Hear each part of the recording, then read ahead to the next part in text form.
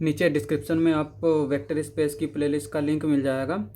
आज हम बात करेंगे बेसिस और डायमेंशन के बारे में। पहले इसकी डेफिनेशन देखेंगे, फिर इसके ऊपर एक एग्जांपल करेंगे।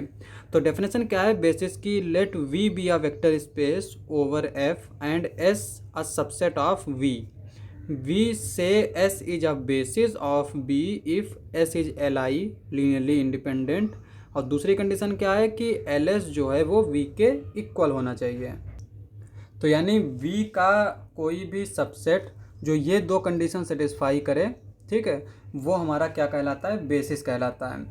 और उस सेट में जितने एलिमेंट होंगे वो कहलाते हैं डायमेंशन ऑफ v। ठीक है, तो यहाँ पे हम बेसिस और डायमेंशन की डेफिनेशन देख सकते हैं। आसान होता है, जिस तरह से इसमें लिखा है बिल्कुल ऐसा ही होता है। ठीक है, अगर आप इसके बारे में ये सोचेंगे कि ये टफ़ है, ये टफ़ है, तो वो आपको फिर टफ़ लगने लगेगा। बेसिस क्या है कि एक सबसेट होगा, उसको हमें सबसे पहले चीज़ क्या चेक करना है कि वो हमारा लीनियरली इंडिपेंडेंट होगा। और फिर दोबारा हमें क्या चेक करना है कि उसका लीनियर स्पेन जो है वो पूरा वेक्टर स्पेस बना ले। और जब वो एस जो है वो बेसिस बन जाएगा तो उसमें जो नंबर ऑफ़ एलिमेंट्स होंगे वही डायमेंशन होगी। अब यहाँ पे हम एक एग्जांपल देख सकते हैं। तो हमने यहाँ पे वेक्टर स्पेस लिया है R3 ओवर R। ठीक है, तो यहाँ पे ये हमने वेक्टर स्पेस लिया और इस वेक्टर स्पेस यानी R3 का मतलब क्या होता है? R cross R cross R। इसका मतलब ये होता है कि इस तरह का जो है टपल्स का, 3 टपल्स का कलेक्शन होता है। अब एक हम सबसेट लेते हैं S किसका? V का। और हमने किस तरह का सबसेट लिया? 1 0 0 0 1 0 0 0 1। अब हमें क्या शो करना है कि ये जो S है ये V का बेसिस है या नहीं है। तो बेसिस के लिए दो कंडीशन है। पहली कंडीशन क्या है कि हमें एस को एल आई शो करना पड़ेगा। और जब भी हम किसी सेट को एल आई या एल डी शो करते हैं सबसे पहले हम क्या करते हैं? उसके लीनियर कॉम्बिनेशन को 0 के इक्वल पुट करते हैं। तो यहाँ पे भी हम वही करेंगे। हमने जो है उसका लीनियर कॉम्बिनेशन लिया A1 0 0 B0 1 0 C0 0 1 और इसको हमने किसके इक्वल पुट कर दिया? 0 के इक्वल पुट कर दिया।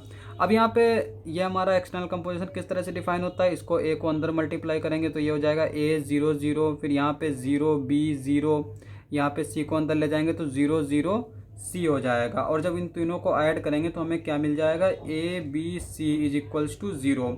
अब यहाँ पे ये जो 0 होता है ना, ये 0 वेक्टर होता है वेक्टर स्पेस का। और यहाँ पे R3 में हम जानते हैं कि 0 वेक्टर क्या होता है? 0 0 0।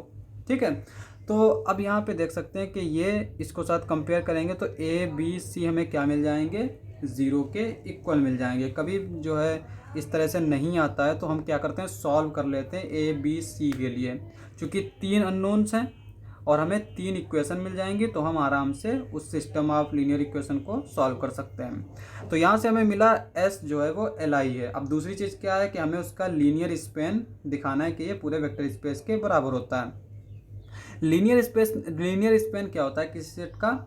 उस सेट के जितने भी पॉसिबल लीनियर कॉम्बिनेशंस होते हैं ना, उन सब का कलेक्शन।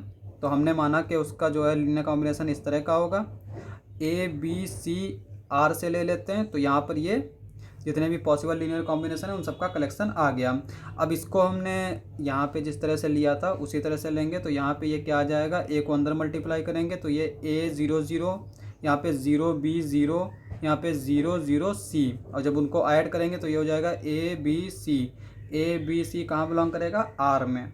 ठीक है, तो अब यहाँ पर देखो यही चीज़ हमारी क्या है? ये हमारी R3 के इक्वल है।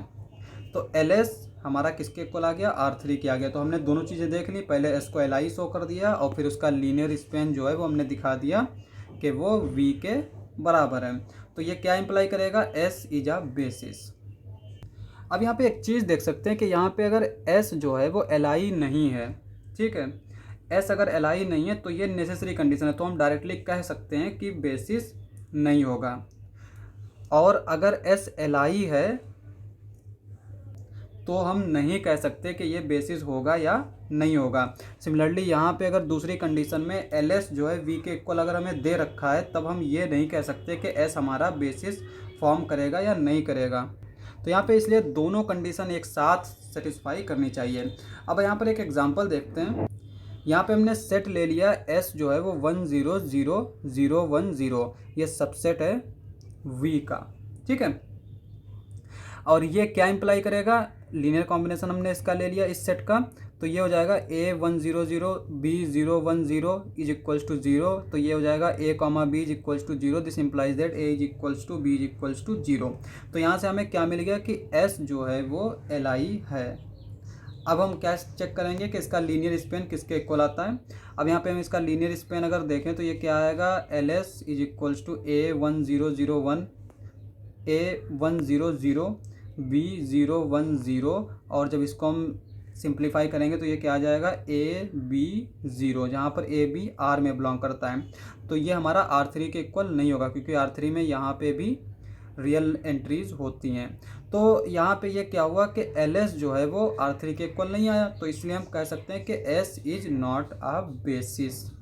अब यहाँ पे हमने इसकी बेसिस फाइंड आउट करी थी, तो ये जो S आया था, S हमने जो लिया था 1 0 0 0 1 0 0 0 1, ये हमारा बेसिस फॉर्म करता है R3 का।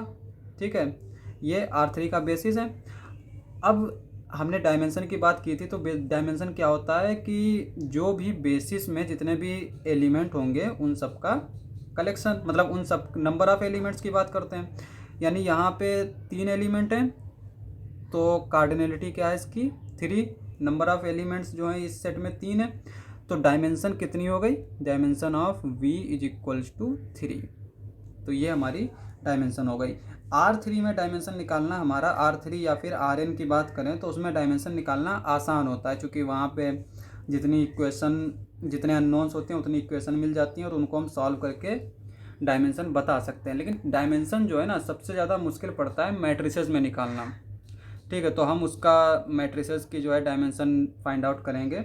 आपको नीचे डिस्क्रिप्शन में वेक्टर स्पेस का लिंक मिल जाएगा, उसके बाद में आप वहाँ पे जाके डायमेंशन एनालिसिस से देख सकते हैं कि हम किस तरह से मैट्रिक्स की डायमेंशन फाइंड आउट करते हैं। तो आज के लिए बस इतना ही। अगर आपको हमारा वीडियो अच्छा लगे तो हमारे चैनल को सब्सक्राइब करें। मिलते हैं अगली वीडियो में।